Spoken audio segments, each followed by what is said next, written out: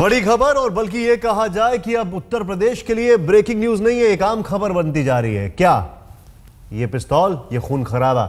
उत्तर प्रदेश में कानून व्यवस्था की लगातार धज्जियां उड़ रही हैं।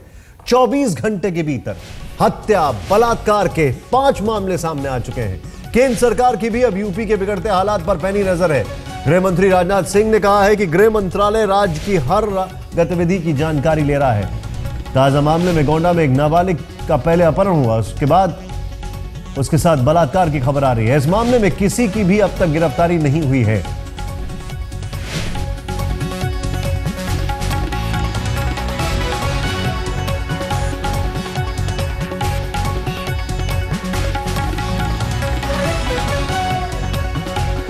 गोंडा में एक नाबालिग का अपहरण, फिर बलात्कार की खबर। उत्तर प्रदेश में अब कानून की धज्जियां उड़ रही हैं, यह साफ दिखाई देता है। ना पुलिस महफूज, ना लोग। हां, जो और पार्टियों के नेता हैं वो भी महफूज नहीं। और झांसी में एक युवक को जिंदा जलाने की भी खबर। क्या कहना है देश के गृह मंत्री राजनाथ सिंह का, आइए देखते हैं। वैसे उत्तर प्रदेश की घटनाओं के बारे में भी हमारी होम मिनिस्ट्री बराबर जानकारी हासिल कर रही है, और केवल उत्तर प्रदेश ही नहीं बल्कि देश के सभी राज्यों की जानकारी बराबर केवल उत्तर प्रदेश ही नहीं बल्कि देश के सभी राज्यों की जानकारी हमारी सरकार इकट्ठा कर रही है। सवाल खड़ा यह होता है कि जो हालात उत्तर प्रदेश में हैं वो बहुत ज्यादा खराब हैं, और खुद देखा जा चुका है कि कितने, बल्कि 4 बीजेपी नेताओं की हत्या की बात सामने आ चुकी है। उत्तर प्रदेश में ताबड़तोड़ अपराध बढ़ गए हैं। फिरोजाबाद में 2 सिपाहियों को गोली से छलनी कर दिया गया। ठीक सुना आपने, 2 सिपाहियों को गोली से छलनी कर दिया जाता है। अलीगढ़ में 20 साल की लड़की को पेड़ से लटका कर मार दिया जाता है। और झांसी में दबंगों ने उस मजदूर को मिट्टी का तेल फेंक कर जिंदा जला दिया जिसने मजदूरी करने से मना कर दिया।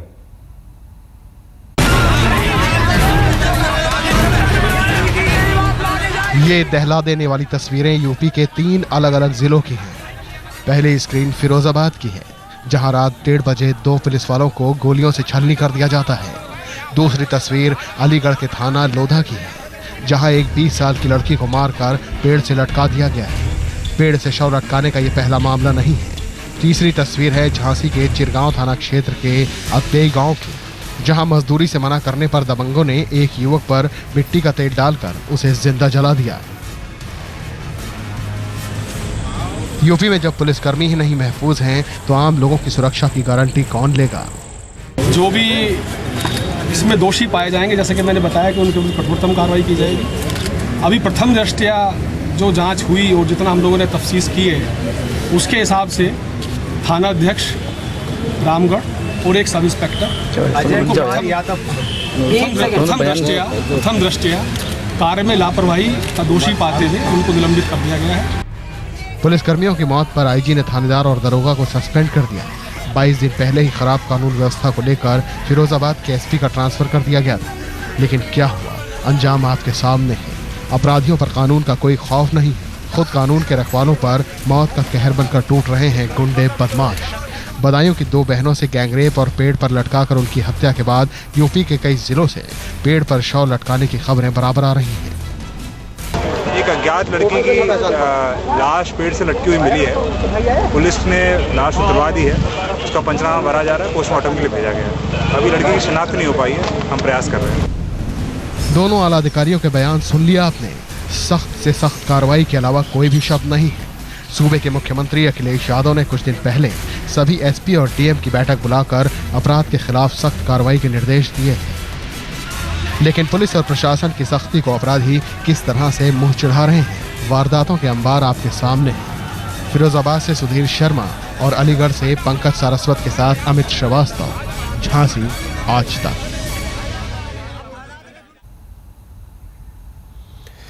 ये सवाल पूछना गलत होगा कि वहां पर क्या पुलिस नाकाफी है, क्या पुलिस में काबिलियत कम है, बल्कि यह सवाल जरूर पूछा जाना चाहिए कि उत्तर प्रदेश में पुलिस के ऊपर कहीं कुछ और हावी तो नहीं पड़ रहा है जिसकी वजह से वो कानून का इस्तेमाल करने में रुक रही है।